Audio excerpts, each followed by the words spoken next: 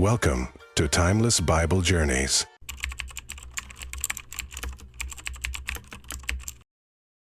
What makes a leader? Is it power, strength, wealth? Or is it something deeper, something unseen? History is full of kings and rulers who rose to greatness only to fall because of their own choices. Some were born into power, others fought for it. But the greatest leaders, the ones who truly changed the world, were often the most unexpected. This is the story of Elkanah, Hannah, Samuel, Saul, and David. A story of faith, ambition, betrayal, and redemption. It is the story of a woman's desperate prayer, a prophet's warning, a king's downfall, and a shepherd boy's rise to glory. It is the story of how a nation once ruled by divine guidance chose to follow human ambition instead, and the consequences that followed. At the heart of this tale lies a question that still matters today. What makes a person worthy of leadership? Is it their strength, their appearance, their ability to command armies? Or is it something else, something unseen by the world but known to God? This journey begins not in a palace, but in the quiet tears of a woman longing for a child. It begins not with a warrior, but with a young boy hearing the voice of God in the night. It begins not with a mighty king, but with a shepherd in the fields. From a mother's prayer to the rise of an empire, this is a story of choices. Choices that shaped history and continue to shape lives today. So, as we step into this ancient world, ask yourself, what would you have done? Who would you have followed? And if given the chance, would you have chosen power or faith? Let's begin. Hannah's prayer, a mother's pain, a nation's future. Hannah sat in silence, her hands trembling as she wiped away the tears streaming down her face. The weight of her pain was unbearable. Year after year she had prayed for a child, yet her arms remained empty. Her husband Elkanah loved her dearly, but love couldn't erase the whispers, the judgment, the deep sense of failure she felt. In ancient Israel, a woman's worth was often measured by her ability to bear children, and Hannah had none. To make things worse, her husband's other wife, Peninnah, had many children, and she never let Hannah forget it. "Why do you weep?" Elkanah would ask, trying to comfort her. "Am I not better to you than 10 sons?" But how could he understand? How could any man understand? Every year, their family traveled to Shiloh, where the tabernacle stood, the sacred place where people brought their sacrifices to God. This year, like every year before, Hannah went, but this time, she could no longer hold in her sorrow. She knelt before the altar, her heart too heavy for words. Her lips moved, but no sound came out. She prayed with every fiber of her being, pouring out her pain in silence. "Lord Almighty, if you will look upon your servant's misery and give me a son, I will give him back to you for all the days of his life." She didn't pray for herself alone. She knew that Israel was in turmoil. The nation lacked strong spiritual leadership and corruption ran deep. She longed not only for a child, but for a purpose, for something greater than herself. As she wept, the old priest Eli watched her from across the courtyard.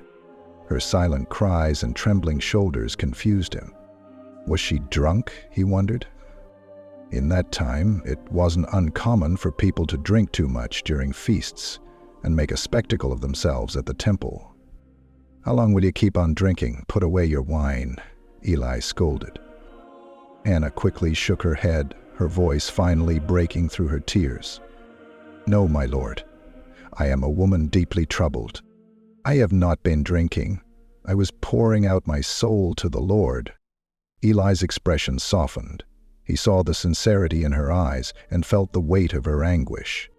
He nodded and simply said, "Go in peace, and may the God of Israel grant you what you have asked of him." Something shifted in Hannah. She left the temple, no longer crushed by sorrow, but filled with a quiet confidence, a deep knowing that God had heard her, and He had. Not long after, Hannah conceived and gave birth to a son.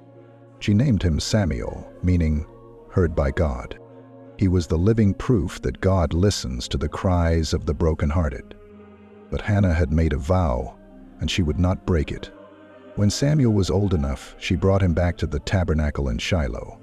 She stood before Eli once more, this time not as a desperate woman, but as a mother fulfilling her promise. I prayed for this child, and the Lord has granted me what I asked of him. So now I give him to the Lord. For his whole life he will be given over to God. With that, she let go of the son she had longed for. She entrusted him to Eli, to be raised in the house of the Lord. It was an act of faith beyond understanding. How many parents could do what Hannah did? Give up the very thing they had begged God for. But Hannah understood something few people did. Her child was never truly hers to keep. He belonged to a greater purpose. Little did she know that Samuel, her once impossible prayer, would grow to become one of the greatest prophets and leaders in Israel's history. Through him, kings would rise and fall, and it all began with a mother's pain and an unshakable faith. Hannah's story reminds us of a powerful truth. Sometimes, the things we want most are not just for us. They are part of something far greater than we can imagine. Would you have had Hannah's courage? Would you have been able to give back what you prayed for?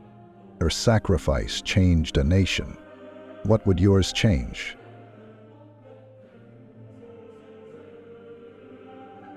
Samuel, the last judge and the voice of God.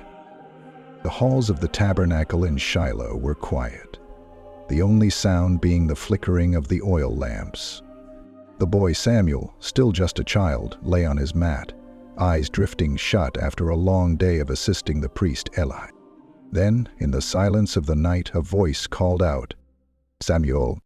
His eyes snapped open. He sat up, confused. Had Eli called him? He hurried to the old priest's side and whispered, "Here I am. You called me?" But Eli shook his head. "I did not call you. Go back and lie down." Samuel obeyed, but just as he was slipping into sleep again, the voice came a second time. "Samuel." Again he ran to Eli. "Here I am. You called me." And again the old priest sent him back to bed. But then, for the third time, the voice called, "Samuel." Samuel rushed back to Eli once more. This time something changed. Eli, though weary, suddenly realized what was happening. His heart pounded.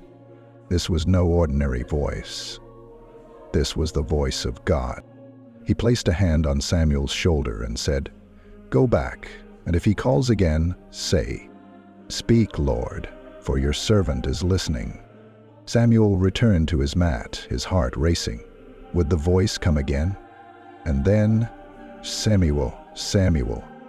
This time, the boy did not run. He knelt where he was and whispered, "Speak, Lord, for your servant is listening." And for the first time, God spoke directly to Samuel, revealing a message of judgment against Eli's house. A warning that the priest's corrupt sons, who had abused their power, would soon face destruction. It was a heavy burden for a child, but it marked the beginning of something new. Samuel was not just an ordinary boy, he was chosen.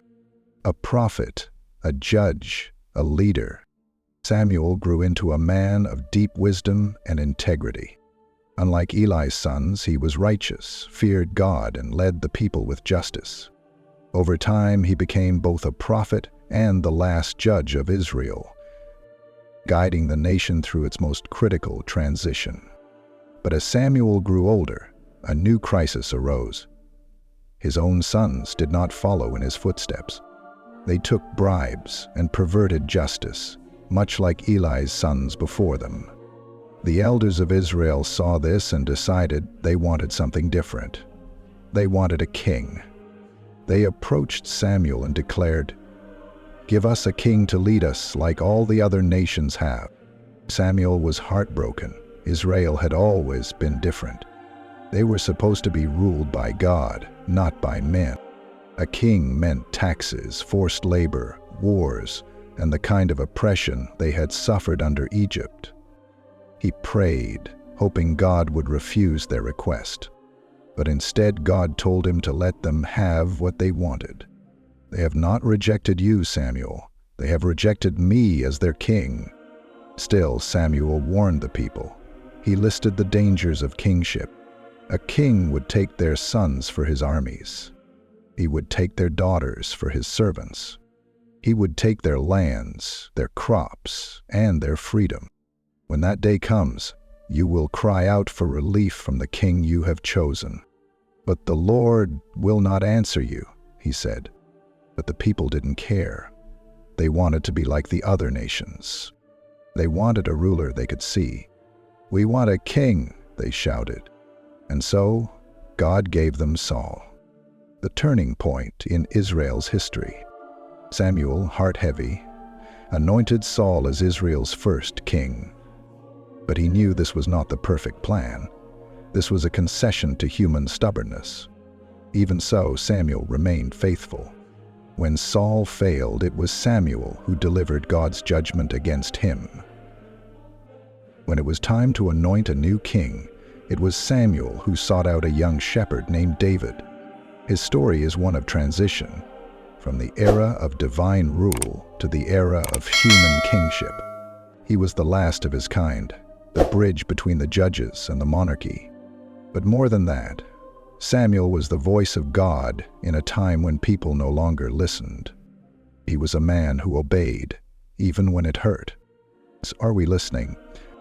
Samuel's story challenges us to ask, do we listen when God speaks? So many times we seek answers, but do we stop to hear them?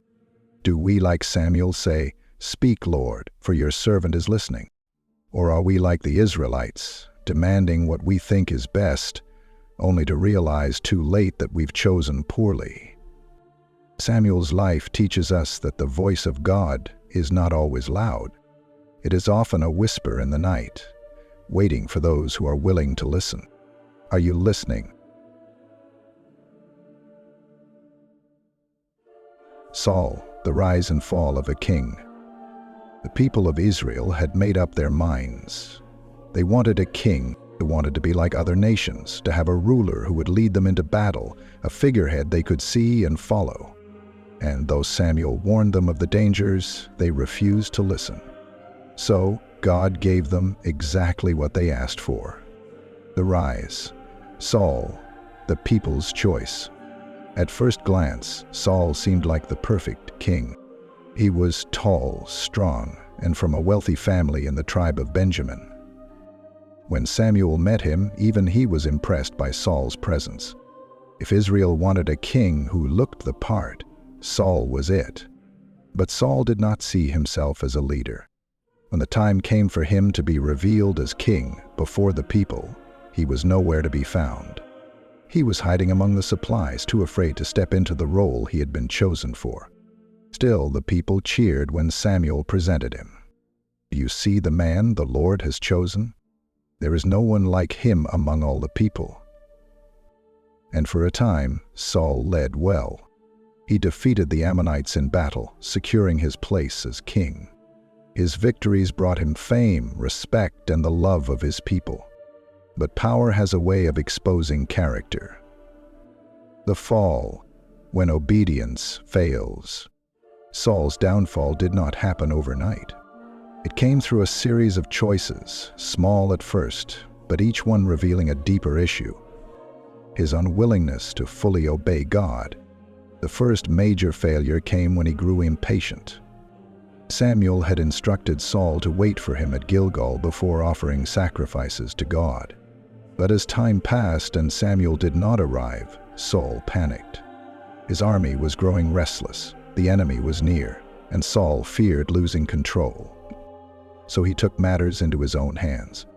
He performed the sacrifice himself, something only a prophet or priest was permitted to do. Just as he finished, Samuel arrived. "What have you done?" the prophet demanded. Saul made excuses. "The people were scattering. You were late. I had to do something." But Samuel's response was clear. "You have done a foolish thing. You have not kept the command of the Lord your God. If you had, he would have established your kingdom forever. But now, your kingdom will not endure." Still, Saul remained king.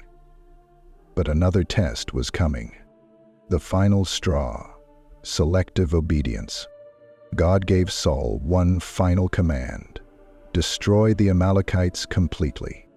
Every person, every animal, leave nothing behind. This was not about cruelty. It was divine judgment on a people who had brutally attacked Israel in the past. Saul went to battle and won, but he did not obey completely. He spared King Agag, kept the best livestock, and justified his actions by saying, "I saved the best to offer as a sacrifice to God." Samuel was furious. Does the Lord delight in burnt offerings as much as in obeying him? To obey is better than sacrifice. That day, Saul's fate was sealed. Samuel told him, "Because you have rejected the word of the Lord, he has rejected you as king." The weight of those words crushed Saul. He begged for another chance, but it was too late. God had already chosen another, a young shepherd boy named David. The tragic downfall, jealousy, and paranoia. Though Saul remained on the throne for years, he ruled as a man who knew his time was running out. He became paranoid, insecure, and obsessed with holding on to power. When David rose to fame after defeating Goliath, Saul's jealousy consumed him. He saw David as a threat, not as a loyal servant. He tried to kill him multiple times, throwing spears at him, sending soldiers to hunt him down. But the more Saul tried to destroy David, the more the people loved the young warrior, and the more Saul lost control. His final days were marked by desperation. He sought answers not from God, but from a forbidden source, a witch in Endor. His last battle ended in tragedy. Surrounded by enemies, with his sons dead and his army crushed, Saul fell on his own sword rather than be captured. Saul's story is a cautionary tale. He had everything: power, strength, the approval of the people. But he lacked the one thing that mattered most: a heart fully committed to God. His downfall was not because of a single mistake, but because of a pattern of partial obedience. He followed God only when it was convenient, and in the end, that cost him everything. The question is, are we like Saul? Do we follow God fully or only when it suits us?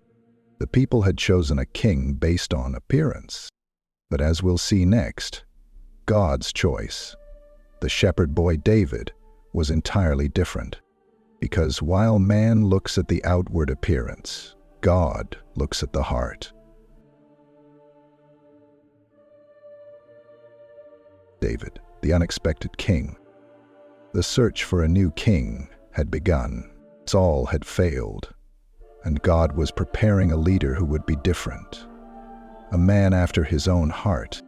But who would it be? Samuel, still mourning Saul's downfall, received a clear command from God. "Fill your horn with oil and go to Jesse of Bethlehem, for I have chosen one of his sons to be king." At first, Samuel was afraid. If Saul hears about this, he will kill me.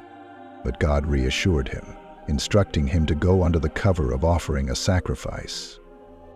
So Samuel traveled to Bethlehem, to the house of Jesse, where the future king of Israel waited, though no one, not even his own family, saw him as a contender, anointing the least expected. Jesse had many sons, and when Samuel saw Eliab the eldest, he thought, "Surely this is the Lord's anointed." Eliab was tall, strong, and looked like a king. But God immediately corrected Samuel's thinking. "Do not consider his appearance or his height, for I have rejected him." The Lord does not look at the things people look at. People look at the outward appearance, but the Lord looks at the heart. One by one, Jesse's sons passed before Samuel.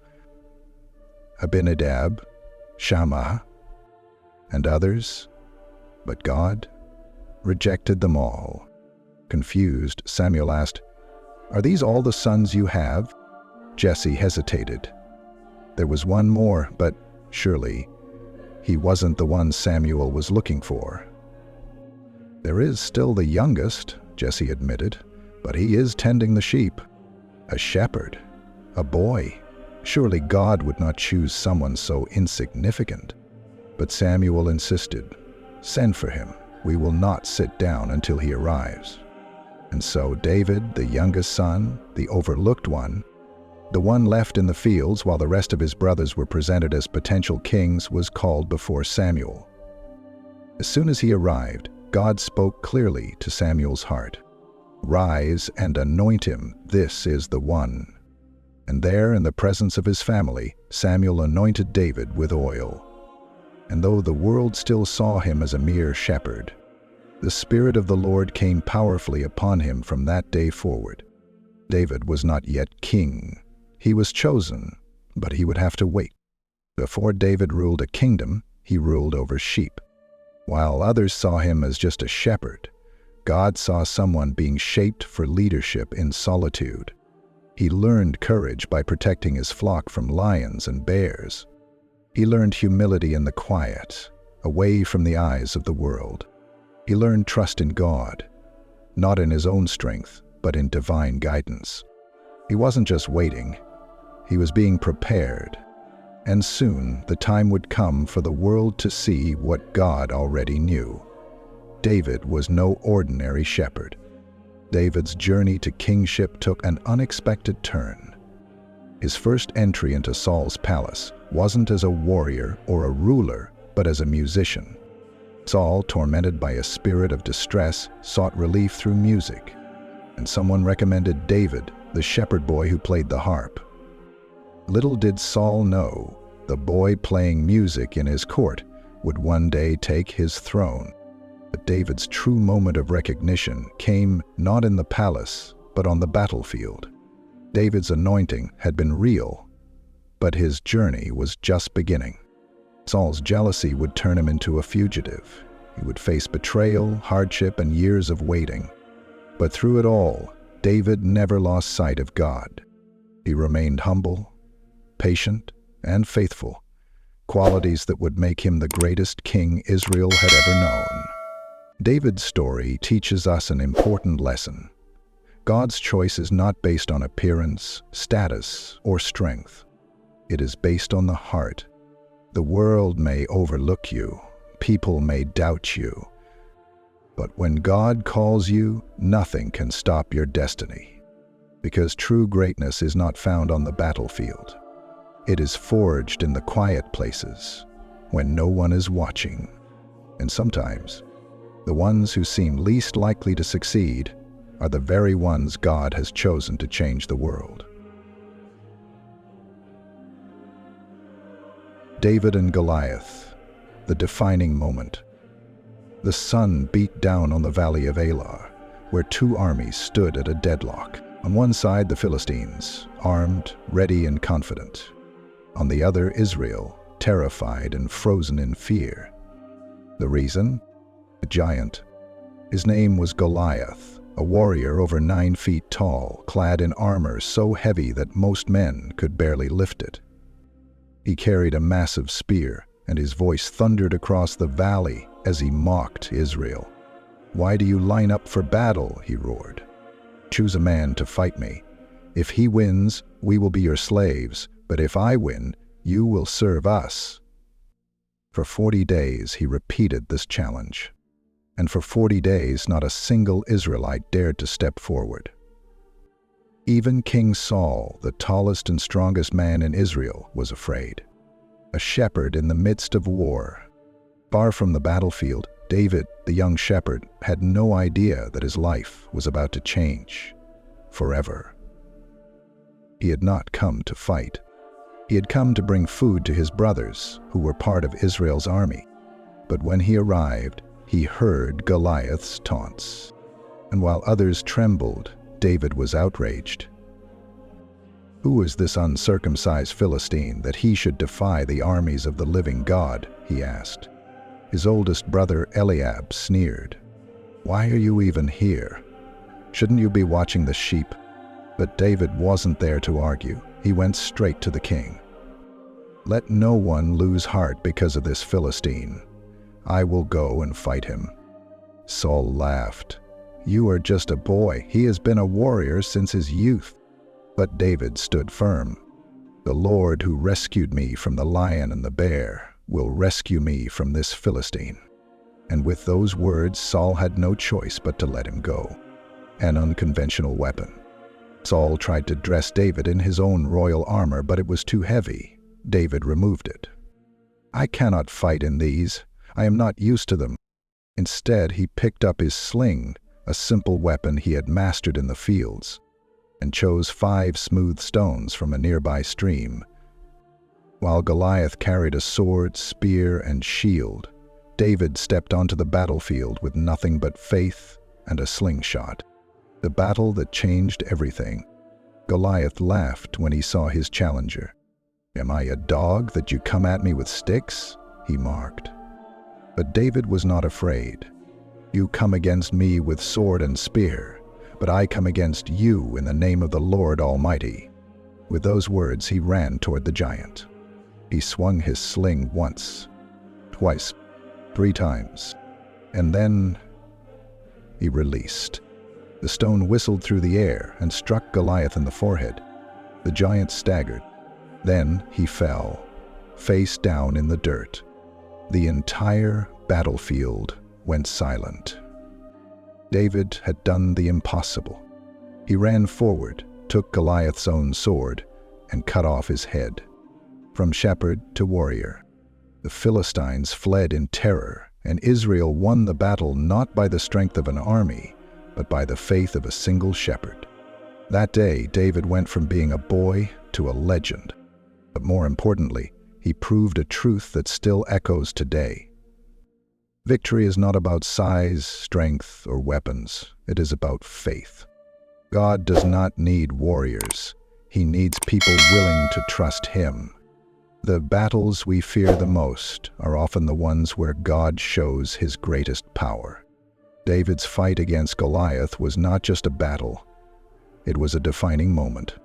And in our own lives, we all have Goliaths. Fears, doubts, impossible challenges. The question is, will we face them in fear or in faith? Because, like David, our greatest victories come when we step forward with nothing but trust in God. The tragic rivalry, Saul and David. David's victory over Goliath should have been a cause for celebration. For Israel, he was a hero. For Saul, he was a threat. At first, Saul welcomed David into his court. He gave him a position in the army, and David continued to succeed in every battle he fought. The people adored him. The soldiers admired him. And soon they were singing songs about him. Saul has slain his thousands, but David his tens of thousands. The words cut through Saul like a knife. He was the king, but the people were praising David more than him. From that moment on, Saul's heart turned against David. Jealousy turns to fear. Saul watched David closely, and as time passed, his jealousy grew into paranoia. He saw David not as an ally, but as a rival, someone who could take his throne. One day, as David played his harp in the palace, Saul's rage exploded. He grabbed his spear and hurled it at David. "I will pin him to the wall." David dodged just in time, but this would not be the last attempt on his life. Saul became obsessed with destroying David. He sent him on dangerous missions, hoping he would die in battle, but David kept winning. Finally, Saul made his intentions clear. David had to flee. David the fugitive. For years, David was on the run. He had done nothing wrong, yet he was hunted like a criminal. He hid in caves, he moved from town to town. He gathered a group of loyal men, but he never sought revenge. Twice, David had the chance to kill Saul. Twice, he refused. The first time, Saul entered a cave to rest, unaware that David and his men were hiding in the shadows. David's men whispered, "Now is your chance. Kill him." But instead, David quietly cut a piece of Saul's robe. Later, from a safe distance, he called out to Saul, holding up the fabric, "I could have killed you, but I did not. Why are you hunting me?" Saul wept. For a moment he saw his own madness and admitted, "You are more righteous than I. You will surely be king one day." But Saul's jealousy was stronger than his remorse. Soon, the hunt continued. The final battle, Saul's tragic end. Saul's obsession with killing David led him to ignore his real enemies, the Philistines. And when they attacked, he was unprepared. In the Battle of Mount Gilboa, Israel suffered a crushing defeat. Saul's sons, including Jonathan, David's best friend, were killed. Wounded and surrounded by enemies, Saul knew he would not survive. Rather than be captured, he fell on his own sword. The once great king, who had started with so much promise, ended in tragedy. When David heard of Saul's death, he did not celebrate. He wept. Despite everything, David still honored Saul as the Lord's anointed. He wrote a song of lament, mourning both Saul and Jonathan, saying, "How the mighty have fallen, Saul and Jonathan, beloved and gracious in life, and in death they were not parted." David never sought Saul's throne, he only sought to follow God. And in the end, that is what made him the true king. Saul's downfall was not because of a stronger enemy. It was because of his own heart.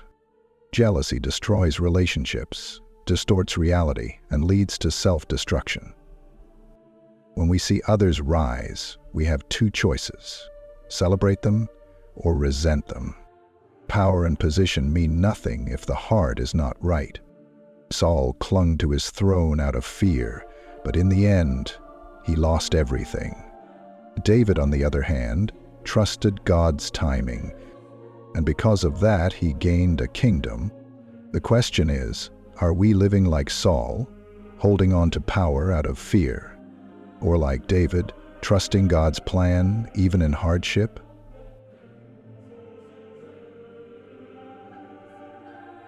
Leadership, faith, and the human heart. The stories of Samuel, Saul, and David are more than just ancient history. They reveal timeless truths about leadership, faith, and the human heart. At the core of these stories is one simple lesson. The greatest battles are not fought on the battlefield, they are fought within. Saul looked like a king. He had the height, the strength, the approval of the people, but he lacked obedience and trust in God. His reign was defined by fear, jealousy, and self-preservation. In the end, he lost everything, not because of an enemy, but because of himself. David, on the other hand, was the least expected choice. He had no royal blood, no warrior's experience, just a heart fully devoted to God. He faced hardship, betrayal, and years of waiting, yet he never forced his way to the throne. He trusted God's timing, and because of that, he became Israel's greatest king. Samuel, the prophet, stood in the middle of it all. A man who listened to God's voice when no one else would. He warned the people about their desire for a king, but they didn't listen. And yet, he remained faithful. So, what does this mean for us today? True leadership is not about power, it's about the heart. Jealousy and fear will destroy even the strongest among us. Trusting God's plan, even when we don't understand it, leads to greater things than we could ever imagine. The question is, are we living like Saul, clinging to control, or like David, trusting in God's timing? Because in the end, it's not where we start that matters, it's who we become. Which part of this story resonates with you the most? Are you in a season of waiting like Hannah, facing a giant like David, or struggling with control like Saul? Whatever your journey, remember, faith and character define our destiny. If you found this story powerful, make sure to like, comment, and share. Your engagement helps bring more incredible stories to life. Until next time, remember, it's not where you start, but who you become that truly matters.